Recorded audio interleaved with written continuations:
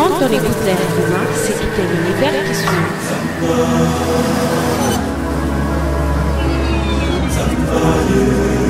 Magie des sons qui deviennent mots. Magie des mots qui deviennent images. Magie des mélodies qui se mettent à vibrer.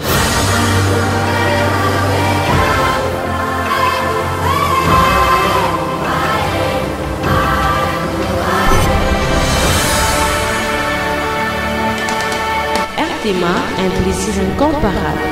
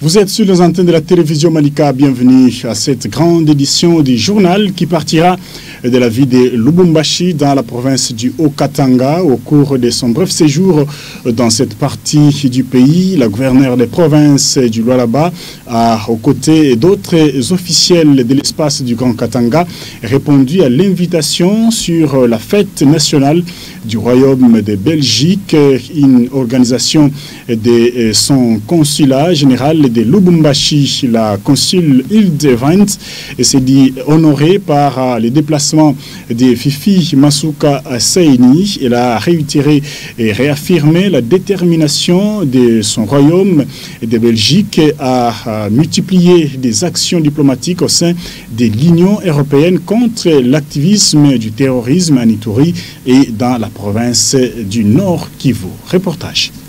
La gouverneure du Lualaba a séjourné brièvement à Lubumbashi dans le Haut-Katanga pour répondre avec d'autres officiels de l'espace Grand Katanga à l'invitation du consulat de Belgique à l'occasion de la fête nationale de ce royaume dimanche 21 juillet. À son arrivée, Fifi Masuka Saini a été accueillie par la consul générale Hildevant. Le regain de la tension à l'est du pays depuis juin 2022 nous préoccupe au plus haut point. Soyez rassurés que la diplomatie belge s'active au quotidien pour que les conflits qui saignent les régions du Kivu, de l'Ituri, soient au sommet de l'agenda de l'Union européenne et des Nations unies. C'est tard dans la soirée que l'autorité provinciale a quitté la résidence officielle de la diplomate belge. Au cours de son bref séjour à Lubumbashi, la gouverneure du Lualaba a accordé lundi 22 juillet 2024 une audience à la directrice Canal Plus RDC, accompagnée de ses collaborateurs.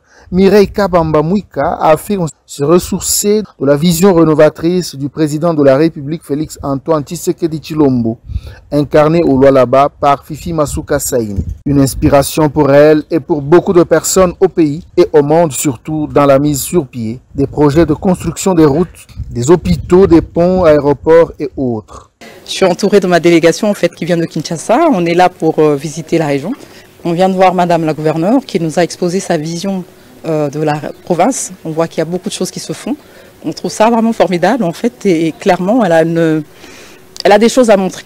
Elle a vraiment une histoire, une belle histoire à raconter. On y gagnerait tous en fait à pouvoir s'inspirer de ce qu'elle fait en fait pour sa province. L'encadrement des exploitants miniers artisanaux avec la construction des logements sociaux qui leur seront attribués sont parmi les projets ayant attiré l'attention de cette délégation.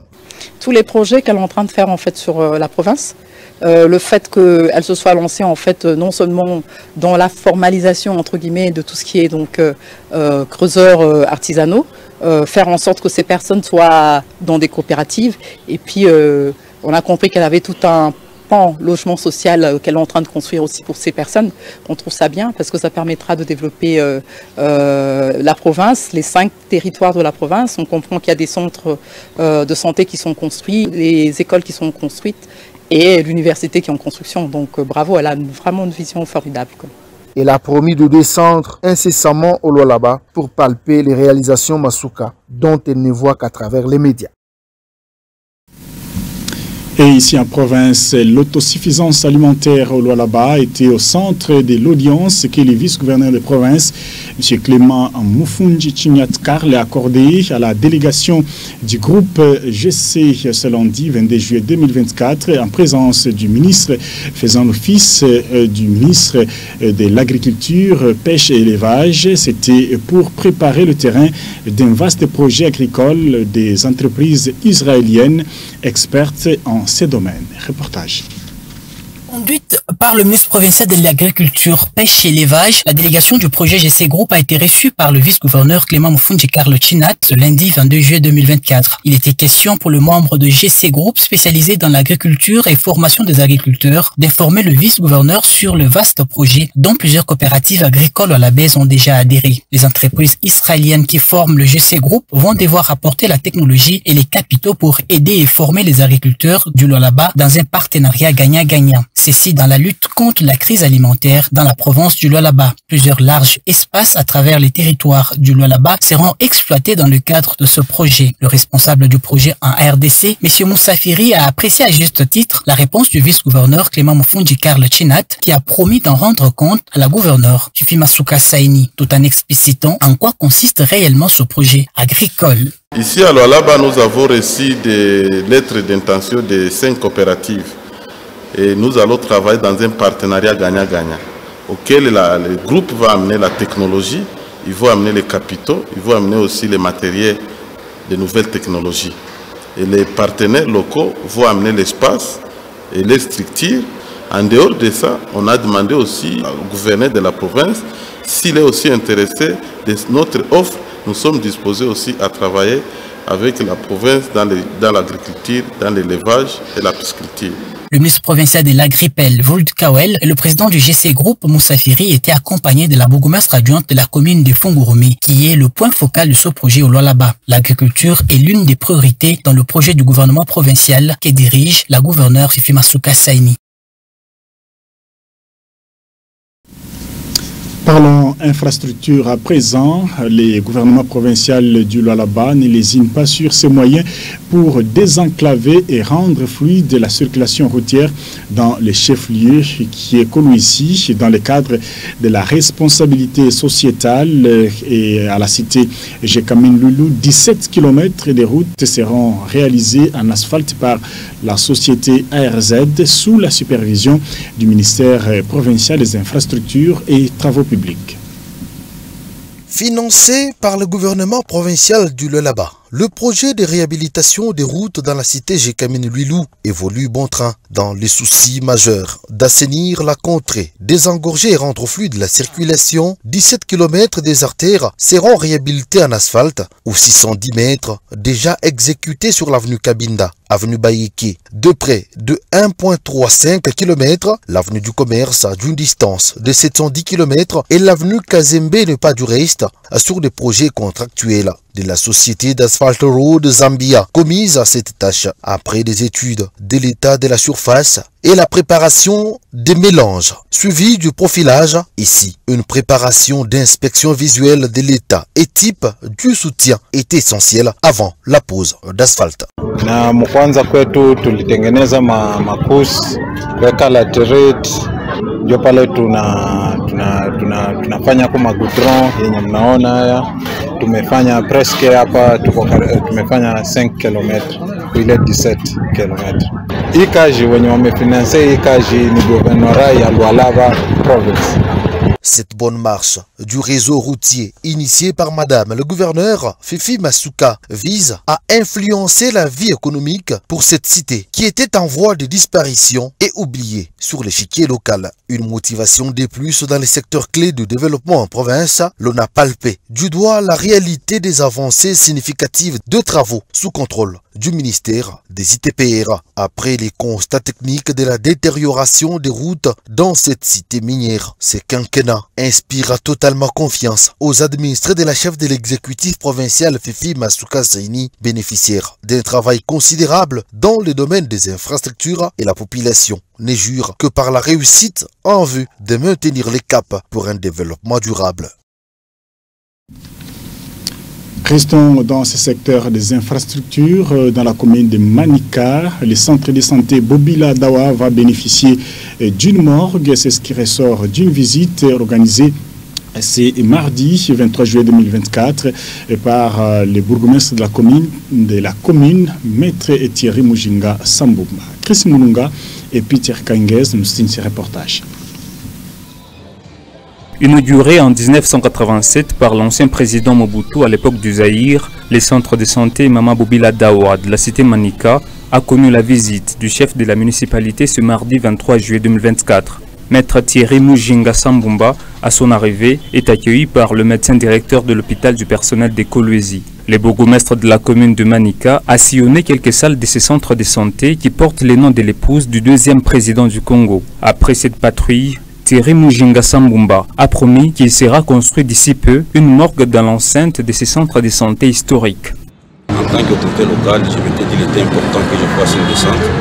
Nous sommes là, nous avons visité quand même, les bâtiments sont quand même en état, il faudrait quelques travaux pour la réflexion. Et aussi nous avons réfléchi avec les experts comment est-ce que nous pouvons y placer une morgue. La morgue ici à Bobila Dawa, ça pourra aider la population environnante. D'une commune à l'autre, Françoise Mangweji Kouhawa, bourgmestre de la commune de Dilala, a présidé ce mardi 23 juillet 2024 la cérémonie de la pose de la première pierre pour la construction d'un nouveau centre de santé de référence au quartier Kalina.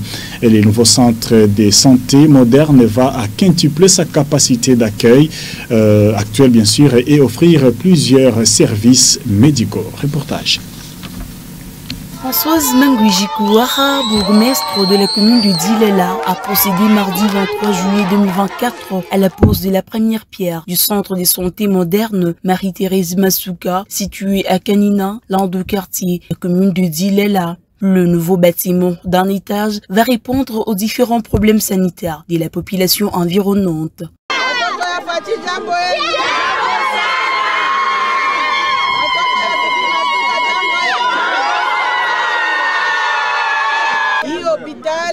Haitakuya paka ya mama Françoise na batoto yake hapana. Ni hospitali itasaidia communauté muzima.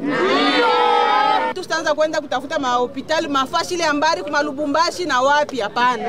Ile ma service yote tunaendaka kutafuta kuma Lubumbashi tutaileta hapa. Hii hospitali yetu Fifi Masuka ifale tuipatie ile nguvu ikuye moteur ya mama gouverneur. Ni njina yake ile tuko naweka hapa, ni kusema tuweze kufanya bintu saba batoto. Ni mama wetu mkubwa, mama gouverneur. Alors njuu ya kuimmortaliser njina yake na kazi ile konafanya, tunadeside kuyenga hôpital de référence Fifi Masuka. Financé par l'administration Mangweji avec les capacités de 250 lits, le nouveau centre de santé moderne sera doté de plusieurs services médicaux, a reconnu Dr Jeff Chim, médecin-chef du staff du centre de santé. C'est un centre moderne, comme on le dit, qui hébergera tous les départements possibles de la médecine. Donc tous les services seront disponibles dans notre centre de santé moderne. On aura même les services de dialyse, donc nous aurons une dialyse ici qui sera opérationnelle. Donc c'est quelque chose qui est alloué. L'Universal Engineering Business Company, UEBC et Sarel en sigle, s'est dit à mesure de relever les défis qui attendent cette entreprise des renom. Ici pour construire le centre hospitalier Fifi Masuka. C'est un grand centre hospitalier qui sera construit sur ce lieu, un centre moderne qui va en fait soulager la population de la commune de Dilala sera un grand centre de référence qui va comprendre tous les services hospitaliers modernes, un hôpital qui va comprendre 250 lits et différents services. Donc comprenez que c'est un grand projet qui est en train d'être érigé en ces lieux. Et dans plus ou moins 8 mois, donc vous pouvez revenir ici pour voir en fait l'ouvrage tel que nous avons présenté dans le plan et dans les différentes perspectives. La santé des administrés de la commune du Dilela s'inscrit dans la droite ligne de la politique sociale mise en œuvre par le chef de l'État pour réduire considérablement les souffrances des populations. Lors de la visite des anciennes installations du centre, Sosmanguiji Kouaha a promis de payer la facture du seul patient trouvé sur place. Avec la construction du nouveau bâtiment, Françoise Manguiji Kouaha se veut garantir plus d'accès aux services sociaux de base, tel que le veut le chef de l'État, Félix Antoine Tshisekedi Tshilombo, dans son second quinquennat. La vision matérialisée au Lualaba par la toute première gouverneure Fifi Masuka Saini que la commune de Dilala voudra immortaliser. Poursuivons ce journal. Les communes de Manika et de Dilala vont être dotées de bourgmestres et bourgmestres adjoints élus par les conseillers et communaux. Quel va être l'exécutif ou en d'autres termes, les gouvernements des communes? Élément de réponse avec Jean Delacroix, Carton Kassong Tchal. La loi organique numéro 08/016 du 7 octobre 2008 portant composition, organisation et fonctionnement des entités territoriales décentralisées et leur rapport dispose en son article 54 que le collège exécutif communal est l'organe de gestion de la commune et d'exécution des décisions du conseil communal. Son article 55 renchérit en ceci. Le conseil exécutif communal est composé du bourgmestre adjoint et de 2 échevins communaux. L'article 56 de cette loi dispose que le bourgmestre et le bourgmestre adjoint sont élus au sein ou en dehors du conseil communal dans les conditions fixées par la loi électorale. Ils sont investis par arrêté du gouverneur de province dans les 15 jours de la proclamation des résultats. Selon l'article 57, les échevins communaux sont désignés par le bourgmestre au sein ou en dehors du conseil communal en tenant compte des critères de compétence, de crédibilité et de représentativité communautaire. Parlons assainissement à présent. Betty Kiando Katoke, chef de secteur Loulou, met toutes les batteries en marche pour offrir un environnement sain à ses administrés. La lutte contre l'insalubrité dans cette entité territoriale décentralisée préoccupe au plus haut point la chef de secteur Loulou. Et pour y arriver, Betty Kiando Katoke, bien sûr, inclut dans son quotidien, ou a demandé à la population d'inclure dans son quotidien les travaux d'assainissement du milieu et au respect des jours des travaux communautaires appelés Salongo, c'est-à-dire chaque mercredi et samedi. Reportage. Le secteur des Loulous que dirige Betty Kiando Katoke fait de l'assainissement du milieu son cheval de bataille. C'est dans cette optique qu'une brigade d'assainissement a été mise sur pied pour l'entretien de l'environnement en vue de lutter contre les maladies dites de mains sales et rendre l'environnement sain. Pour Betty Kiando Katoke, chef de secteur Loulou, la protection de l'environnement et l'assainissement du milieu sont classés parmi ses priorités. Tous les efforts sont orientés à mettre hors d'état de nuire l'insalubrité en associant les habitants dans cette lutte. Pour Betty Kiando Katoke, l'observance de mesures d'hygiène dans le secteur de Loulou n'est pas seulement la tâche de l'autorité numéro 1 du secteur de Loulou, mais aussi de toute la population qui est appelée à s'en approprier. Ayant observé la multiplicité d'immondices dans les quartiers périphériques de son entité et la mauvaise gestion des déchets ménagers dans le secteur du Loulou, Betty Kiando Katoke, chef du secteur Loulou, déploie en ces jours la brigade d'assainissement sur le terrain, à l'instar de Moussompo. La route nationale numéro 39 le quartier Jolicite, Kawama et autres contrées où s'effectuent les travaux d'évacuation d'immondices et du sable tout autour des séparateurs ainsi que les curages des caniveaux. Aucun coin du secteur de Loulou n'est oublié par la brigade d'assainissement. La lutte contre l'insalubrité doit mobiliser tout le monde. Ainsi, Betty Kando Katoki appelle tous ses administrés à inclure dans son quotidien les travaux d'assainissement du milieu.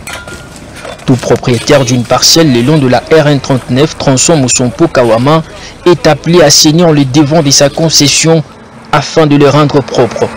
Les équipes de la brigade d'assainissement passeront chaque jour pour collecter les déchets.